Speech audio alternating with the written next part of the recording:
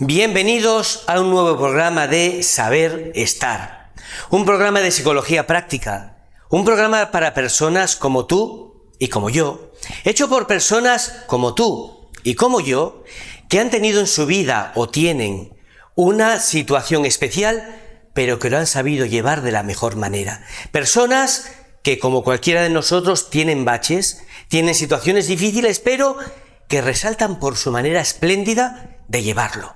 Hoy nos visita una persona que quienes lo conocen dicen, y yo entre ellos, que es una persona de una vitalidad extraordinaria, de una forma de vivir especialmente profunda, y una persona a quien acuden tantísimas a comentarle sus experiencias vitales para que les oriente. Él lleva en su trayectoria vital un aspecto con el que muchos de vosotros os vais a sentir identificados. Y es algo que parece que en nuestra sociedad ya no se tiene en cuenta, pero que muchas personas lo tienen que vivir de una forma incluso desgarradora. Prefiero que nos lo cuente él, que es Justo Ballester. Buenas tardes, Justo. Rubén, muy buenas tardes. Cuéntanos quién eres, para que te conozca la audiencia, y cuál es ese aspecto que les va a dejar sorprendidos y del que tanto se puede aprender. Bueno, pues yo soy una persona nacida en Meliana, en Horta Nord, relativamente cerca de aquí, que se encontró con una situación que en principio yo no definiría como una situación trágica ni como una situación, un gran golpe del destino, porque fue una situación sobrevenida. Así que cuando yo nací ya me encontré con ella, y es la de no conocer a mi padre.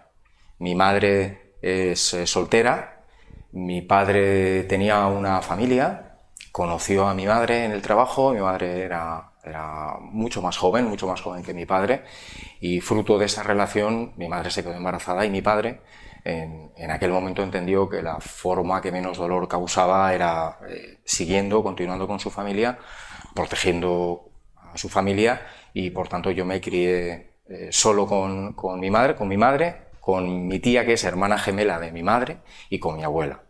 Y a mi padre no lo conocí nunca, hasta hace unos años que empecé a tratar de averiguar algo, porque yo creo que sí que hay un movimiento de la sangre. Se acostumbra a decir que la sangre es más espesa que el agua, y en algún momento ese peso pues conmueve o impulsa a saber un poco. Justo, perdona, Sí. Esta situación que estás contando, de no conocer al padre, está extendidísimo. Hay muchísimas personas, y a veces estamos tan acostumbrados a oírlo que no nos damos cuenta de lo que supone para la persona que lo vive. ¿Lo puedes explicar un poquito? No te falta razón. Hoy en día, fíjate, Rubén, hoy en día en España hay 900.000 mujeres o nacimientos declarados como procedentes de familias monomarentales. 900.000. 900.000. Esto es un porcentaje muy alto, realmente es un porcentaje alto. En comparativa a la época en la que yo nací, que te puedo contar como dato, como anécdota para todos tus espectadores, vuestros espectadores, que en la provincia de Valencia fueron registrados únicamente 7 casos. En la provincia de Valencia en el año 1970, que es la época, el año en el que yo nací. 7 casos registrados. 7 casos registrados y reconocidos como hijo de madre no casada, que es como se denominaba administrativamente en aquel momento en España, que era un contexto administrativo, social y sobre todo un contexto cultural completamente diferente. Hoy, por fortuna, afortunadamente, estas personas, estas mujeres que dan a luz y que se abren la vida para niñas y niños, no solamente tienen un buen marco de cobertura y de integración, sino que son reconocidas como familias perfectamente estimables y observables por la sociedad con todos los derechos. Sí. Yo diría... Fíjate, tú y yo somos del 70, lo que vas a decir, yo también soy del 70. Seguramente nos están viendo personas que habrán nacido por el 2000 y el 70 les suena al Pleistoceno. Si quieres, Justo, creo que podría ser muy interesante contar un poquito lo que acabas de decir. ¿Cómo era esa sociedad que para los hijos de ahora se les hace otro mundo? Nosotros hemos vivido el cambio, pero para ellos es algo que no se puede ni imaginar. Muy distinta, Rubén, completamente distinta. La época de los 70, concretamente el año 1970, es la época de las últimas exhalaciones del franquismo en España, con algunas pistas, algunas pautas de aperturismo. Ya se avecinaba o se aventuraba que España iba en proceso de transformación. Sin embargo, pues es una época en la que a mí me parece que lo que más influía para un hijo de madre soltera, como es mi caso, de un pueblo pequeño, en un pueblo muy pequeño, era más que las cuestiones administrativas, que también eran obstáculos, más que las cuestiones sociales, en cuanto a coberturas, en cuanto a acogida, que también influían, era el fuerte estigmatización social, cultural. A mi madre lo que le pasaba mientras estaba embarazada es que tenía mucho miedo de que la echaran de casa. Porque para una familia valenciana, modesta, sencilla, como es la mía, mi familia materna, que eso ocurra en el pueblo era una marca. Era difícil de gestionar, no estaban preparados. Yo diría que en aquella época, más que dificultades administrativas, puedo contar algunas anécdotas de carácter administrativo de la no inclusión, del no reconocimiento de un hijo único, por ejemplo, de un hijo no único, sino un hijo de madre soltera, incluso para hacer el DNI. Esto eran cuestiones... Perdona, ¿qué pasaba en el DNI? Sí, esto es una historia que... No, es que parece que no, pero son detallitos Sí. que ni nos los imaginamos, incluso los que somos la misma época. Si nos lo puedes contar justo. Claro, con mucho gusto. Bueno, lo que ocurrió es que yo empecé a jugar a fútbol federado muy joven, muy jovencito. En aquella época tenías que hacerte el DNI para poder jugar. Yo tendría 10 años, tal vez, 10 años, sí. Entonces, para poder entrar en la mutua, que daba las coberturas de seguridad, de seguro para los chicos que empezábamos a jugar, tenías que hacerte el DNI. Yo fui a hacer el DNI y nos encontramos, la persona que me acompañó de la escuela de fútbol de mi pueblo, que me acuerdo mucho de esta persona, paz descanse, falleció hace muchos años, Saurí, que cuando fuimos a hacer el DNI nos encontramos que no me lo pudieron hacer porque en el campo donde tenía que aparecer el nombre del padre no se podía dejar vacío. Ese campo se tenía que rellenar con algo. Y recuerdo como anécdota, es la situación que más recuerdo, es que la funcionaria en ese momento me dijo, bueno, pues, ¿cómo se llama tu padre? Es que yo no lo sé. Es cierto que yo no lo sabía. Así le contestaste. Un No niño lo de sé. 10 años, ¿qué va a decir? Exactamente. Claro. Pues dices la verdad, no lo sé. Y la chica se extrañó, miró a Saurí, que es el hombre que me acompañaba, el director de la escuela, como, no sé, como pidiéndole a él que me rescatara y que dijera el nombre, y aquel hombre dijo, no lo sabe, no lo conoce a su padre. Y entonces esta mujer dijo, bueno, pues invéntate un nombre y ponlo. Y este hombre me cogió de la mano y me dijo, Anensen. Administrativamente esa funcionaria estaba cumpliendo con su trabajo, pero no había un recurso, es decir, no eran ni siquiera mirados técnicamente. Ni siquiera estaba contemplada la posibilidad. Esa posibilidad, exactamente, de que alguien naciera en España sin que su padre, sin que supiera quién era su padre. Sí, increíble. Nos he contado esta anécdota, yo te distraje porque estabas hablando de la estigmatización.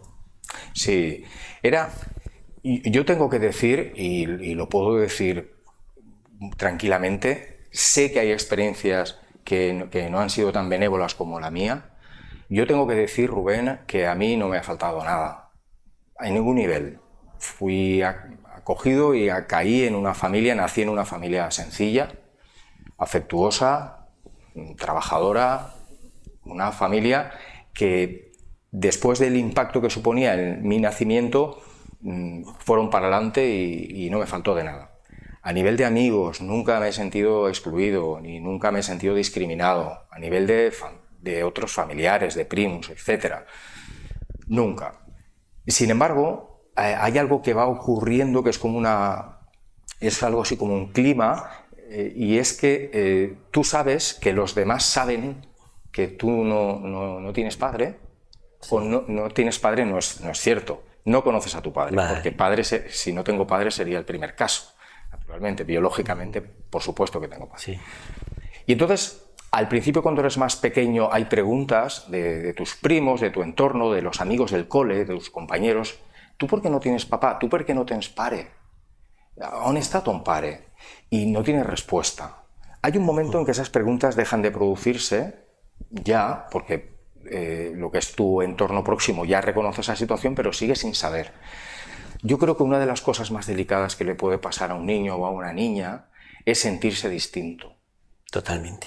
Tú lo sabes muy bien. Sobre todo en la adolescencia, que se vive en manada. Todo es ser aceptado por el grupo, además no importa. Ser aceptado por el grupo, ser uno más. Y esto culturalmente ocurre que no hay recursos para poder corregir porque nadie te explica que no eres tan distinto. Que lo único que ocurre es que tú no lo has conocido a tu padre, pero tú tienes padre. En algún lugar está. Procedes de un hombre y de una mujer. Procedes de un momento fundante. Nadie te lo explica porque tal vez nadie lo cree necesario. Pero ahí sí van ocurriendo cosas, ¿no? Y culturalmente hay un entorno que tal vez en un intento de acogerte o de tratarte con hospitalidad tiende a la condescendencia excesiva, es decir, a tenerte lástima. Esa situación, que es una situación, no es elegida ni es maligna, pero esa situación no es cómoda, no es fácil para un niño también, ¿no? Cuando, ay, pobret, incluso delante de mí, yo he escuchado siendo pequeño en una comida, Sí. Del vecindario, en las fiestas, ay, pobret. Es condescendiente, pero es cultural. Y duele, por supuesto que duele. Porque no sabes cómo sostener esto ni sabes cómo gestionar. Pobret, ¿por qué? Hay un momento en que puede ser que te lo creas. Que Sí. pobret, que no tienes padre o que no has conocido a tu padre. En realidad es un acontecimiento de la vida. Y como circunstancia de la vida, tú lo sabes muy bien, trabajas con ello y trabajas con muchas personas que necesitan este tipo de apoyo, necesitan este tipo de sustento. Las circunstancias de la vida son puntos de vista. Decía Milton Erickson que siempre estamos a tiempo de tener una infancia feliz. Yo no sé si completamente feliz, pero en cualquier caso sí se puede actualizar. Matiza ese pensamiento porque para quienes saben lo que es la interpretación de la realidad lo habrán entendido, pero posiblemente haya personas que no entiendan por qué puedes recuperar esa infancia. Sí, que claro, porque nosotros creamos un relato, una narrativa de mi vida. La narrativa de mi vida podría ser: yo no conocí a mi padre, pobret, y comprar eso. Y a partir de ahí, pues que mi vida no tuviera la vitalidad, la vitalización, no tuviera el abordaje que requiere la vida con sus pros y sus contras. O podría ser justificativo: ¿cómo me va a ir bien en la vida si yo no conocí a mi padre?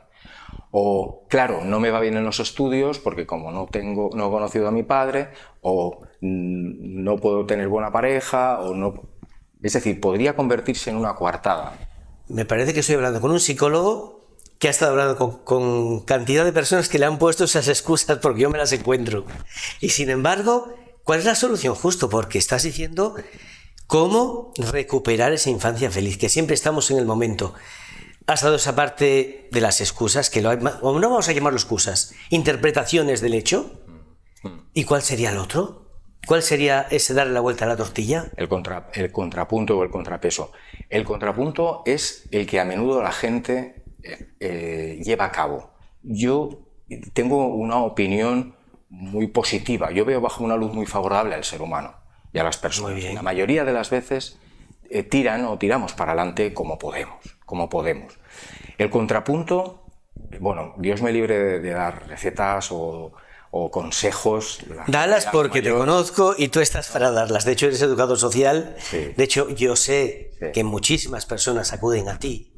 Sé que tienes tus terapias también, incluso terapia o guía para las personas.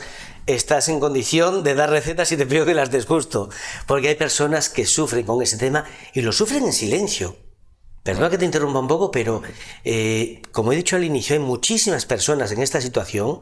Creemos que está normalizado, pero las personas sufren. Danos la receta justo. Puedo compartir lo que para mí representó un cambio, una gran diferencia en esta situación que yo vivía. Lo que representó una gran diferencia fue la aceptación. La aceptación. Aceptar. Sí. Aceptar que esto, probablemente si se le pide a un chico o a una chica joven, no va a ser fácil. Porque las chicos y cuando somos jóvenes hay grandes esperanzas intelectuales, grandes esperanzas de ilusiones de la vida. Y entonces no somos fáciles de conformar cuando la vida no nos complace. La aceptación es lo que fue más transformador en mi caso, Rubén.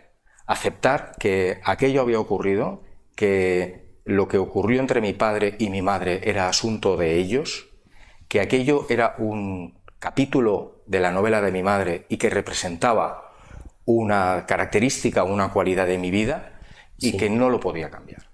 Que aquello yo no lo podía cambiar. Aceptar que hay situaciones en la vida que no vamos a poder modificar, pero que sin embargo ante esa situación sí podemos hacer cosas, si hay cierto margen, esto es muy liberador porque dejamos de estar en guerra con la vida. Estás tocando un punto trascendente, que es el enfrentarse al problema, coger el toro por los cuernos que se suele decir. ¿Cómo llegaste a eso? A enfrentarte con él y decir, voy a aceptarlo. ¿Cómo te llegó ese punto justo? Pues llega, como la mayoría de las ocasiones, por una crisis. Hay un terapeuta francés, escritor, que escribe maravillosamente bien, que se llama Irving Yalom, que él dice que todo ser humano tiene un pleito. Por lo menos. Por lo menos. Está lidiando un pleito. Y ese pleito a veces se manifiesta de una manera muy sutil, muy silenciosa, o a veces se manifiesta de una forma muy súbita. Pues en mi caso fue por una crisis muy importante en mi vida. Yo perdí el trabajo. Yo perdí el trabajo en el año 2009. Antes ya me venía sintiendo no del todo fuerte. Como consecuencia de esto, también la pareja o otra serie de circunstancias en la vida. En ese momento no tuve más remedio que cierta soledad y tiempo. Y bueno, pues la vida te provee de personas y de compañías cuando lo necesitas. En ese momento yo lo necesitaba y tuve la gran suerte de poder ver que esa era la persona que necesitaba. Y esta persona fue una mujer mayor, una gran amiga de la familia de Castellón, psicóloga como tú, una gran amiga de la familia, que ella fue la que me invitó a que averiguara de mi padre. Y me preguntó, ¿no tienes curiosidad? Lo que ocurre es que lo vas adormeciendo, lo anestesias un poco, porque cuando yo he preguntado cuando era más pequeño a mi madre, he detectado dolor allí y entonces no he entrado. Cosa que ocurre tantas veces con los problemas, de irlos dejando, adormeciendo y pensando que van desapareciendo. Así es. Entonces te hizo despertar.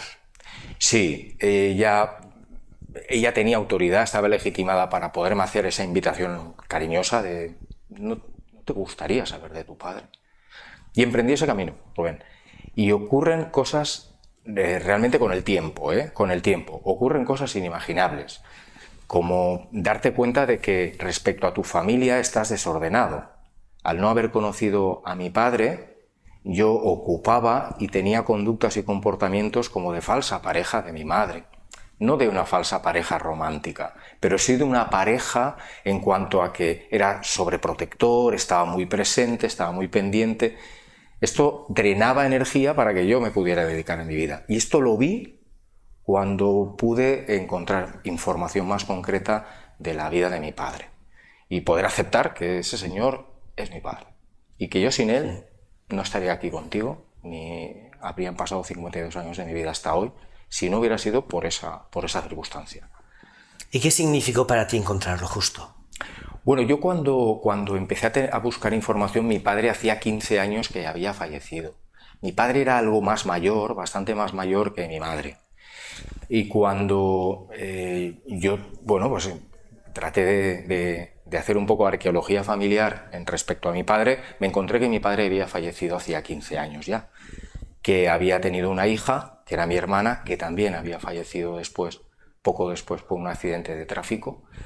Sé dónde está enterrado mi padre, conozco circunstancias genealógicas de mi padre, sé de dónde procede, dónde nació, de dónde proceden mis abuelos paternos. He ido, visito con alguna frecuencia este lugar, entre La Mancha y Extremadura, y esto a mí, siento, con tus espectadores, no poder ser más preciso, pero lo que me ha dado es fuerza. A mí me ha dado mucha fuerza, a mí me ha dado, yo reconozco una dignidad, que no sé si antes una no estaba. Una dignidad, una dignificación de mi propia historia, porque en la vida no crea desperdicio, Rubén. Todas las historias de todas las personas que pueden estar mirando o que pueden estar en el mundo tienen dignidad y merecen ser honradas a su manera. Eso por supuesto, pero fíjate que nos estará viendo muchas personas que o bien han sido adoptadas o no conocen a sus padres o que tienen a alguien en el entorno, segurísimo. ¿Tú crees que deberían todos buscar su origen? Porque eso que has dicho de la dignidad, muchos dirán, pero ¿qué va a tener que ver la dignidad con conocerlo? Y sin embargo, sabemos, por lo que escuchamos y por lo que tú has dicho al inicio, esa semilla, ese movimiento íntimo de buscar, que está en lo más íntimo del ser. ¿Tú cómo lo ves? Hay que buscarlo. Esa es una pregunta muy importante y es una gran pregunta la que hace Rubén. Yo creo que no es un requisito para estar bien en la vida saber de tus orígenes si no los has conocido. No creo que sea obligatorio. Y además, las personas van a poder identificar en ellas mismas si para ellas esto puede ser un camino bueno o puede ser un camino infértil, prescindible. Diría que si existe esa curiosidad, si existe esa duda, si hay pensamientos recurrentes respecto a la figura de mi padre o de mi madre, o de mi familia paterna, o de un hermano que se marchó pronto, o de un abuelo que emigró, si eso está, si ese pensamiento está, mi sugerencia, mi amable sugerencia es que sí. Es que sí. Sí, porque es como completar páginas de un libro, ¿no? Pero puede ser que no, ¿eh? Y conozco a personas que cuando se les, en circunstancias parecidas, dicen, no, yo no quiero saber nada. Y eso es tan absolutamente legítimo, porque ese es el reloj emocional de ese ser humano. No hay que forzar, no se puede forzar el río. Y en mi caso fue ya muy adulto. ¿Cuántos años tenías justo cuando empezaste a investigar? Yo tenía Dijiste 38 años. En el 2009, ¿no? Yo tenía 38 años cuando empecé. ¿Y antes no sentiste esa llamada nunca? Te diría que no. Te diría que antes había como una arrogancia de yo puedo vivir sin esto. Yo puedo vivir sin saber de esto. Eso es lo que yo me decía. Después, cuando pude ordenar o cuando pude darle visibilidad, es cuando comprobé que me ha venido bien y que me siento bien y que si hubiera podido lo habría hecho antes. Y en ello estoy, ¿eh? Porque sigo sin... Por ejemplo, te puedo contar que yo no he visto una foto de mi padre. Yo no tengo ni una imagen de mi padre. Tengo información, sí tengo una foto de mi hermana. Gracias a una persona de la familia sí tengo una foto de mi hermana, pero de mi padre no. Y me gustaría saber dónde están enterrados mis abuelos paternos y sigo en ello. El viaje sigue. El viaje continúa. Sí, sí. Justo, como te he dicho, nos está viendo muchas personas. Prácticamente todos conocen a alguien en una situación parecida. Te quería pedir una recomendación. ¿Qué recomendarías tú primero a los que viven con esa intriga de quién es mi padre o quién es mi madre, piensan los adoptados? Y después, una madre que por lo que sea tiene a su hijo, el hijo no conoce al padre, ¿qué le recomendarías? ¿Tiene que decirle quién es? No, depende del niño. Dos vertientes. ¿Qué recomendarías a los hijos y qué recomendarías a las madres? Grandes temas. Bueno, a los hijos o a las hijas, más que una recomendación actitudinal de hacer algo con ello, como decía antes, si lo sienten, que lo hagan, evidentemente, por supuesto. Si no lo sienten, no es imperativo, no es una condición. Yo sí que me tomo la libertad o la soberbia de decir que no somos distintos. No somos distintos. Qué importante es eso, justo. No lo somos, Rubén. En lo generativo somos iguales todos. Procedemos de una madre y de un padre. Que lo hayamos conocido o no, esta es una circunstancia administrativa y social y cultural. Pero no somos distintos. Que hay una gran diferencia entre decir yo no tengo padre a decir yo no conocí a mi padre. Es un matiz que parece casi de perogrullo, pero que dice mucho. Lo cambia todo. Lo cambia todo. Absolutamente. Absolutamente. A los jóvenes, o no tan jóvenes, en mi caso no era tan joven, para buscar si ellos tienen el deseo de buscar y de conocer, también hay que estar preparado para encontrarte con noticias no tan amables, como por ejemplo que estas personas ya no vivan, o que estas personas, estos hombres o estas mujeres, padre o madre, ausentes, no hayan tenido una buena vida, o que estos padres, yo conozco algún caso, no están disponibles para conocer a ese hijo o a esa hija. Yo conozco algún caso, esto es muy duro. Eso tiene que ser tremendamente doloroso. Muy desolador, porque tú vas en aquella dirección y aquella dirección no tiene interés, a veces por vergüenza, a veces por incapacidad para dar explicaciones. La mayoría de las veces es lo primero que he dicho, vergüenza. Sentimiento de vergüenza de no sentir que no se ha estado a la altura. Claro. Y conozco que esa puerta te la puedes encontrar cerrada, pero la decisión, el movimiento es tuyo. Es decir, el hecho de que tú te vayas para conocer al padre o para conocer a la madre que no ha estado, que ha estado ausente, este movimiento es el enriquecedor, el fortalecedor de tu vida. El resultado, la respuesta, tiene una cierta importancia, pero no es la clave, porque de entrada esa persona también tiene derecho a, tal vez, a no querer entrar ahí. Pero fíjate justo el tema que estás tratando, ¿eh? Yo hago lo que tengo que hacer, que es lo que depende de mí, y el resultado, si no depende de mí, no me debe de afectar. Esto es algo que si lo entendiésemos no solo en este campo, en todos los de la vida, cambiaríamos muchas psicologías y muchos sufrimientos. Es muy desafiante, claro, muy desafiante aceptar que el resultado, vamos a decir, el alcance, el avance está en tu intención, en tu voluntad. Exactamente. No en la de la otra persona. Pero claro, esa persona, digo, chicos y chicas, hombres y mujeres que quieren conocer de sus Sí. ancestros, de sus padres, se pueden encontrar, estar preparado para que te puedas encontrar algo que no sea una bella película de Hollywood o de Walt Disney. Te puedes encontrar algo duro y estar preparado, porque eso también curte mucho, madura mucho. Y después, que si un hijo o una hija desea tener hacer ese camino, no necesita el permiso de nadie.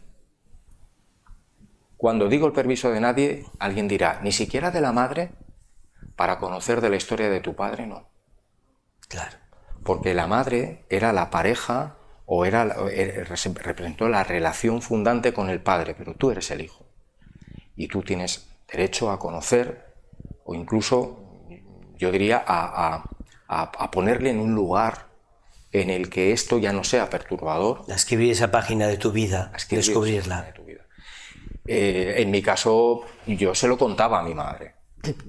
Me he ido, he estado aquí, he estado allá, he ido al registro civil, he estado en el pueblo de mi padre, he tratado de averiguar las tumbas de mis yayos paternos, yo se lo he contado.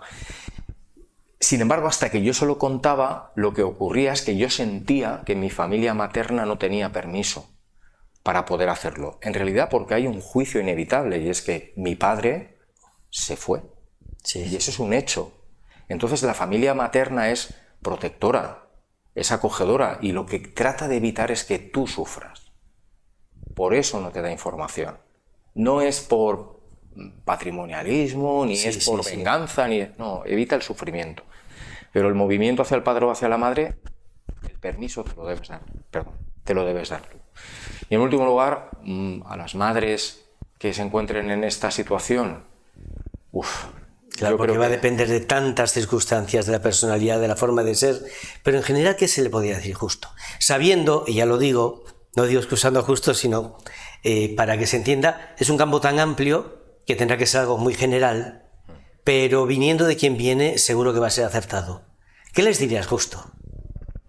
Pues mira, yo en primer lugar las miro a ellas por medio tuyo y veo a mi madre, que vive, afortunadamente, está mayor, pero vive, y yo lo que les diría es qué grandes, qué grandes. Qué grandes. Qué grandeza hay ahí, Rubén. Una grandeza que es imposible abarcar con una sola mirada.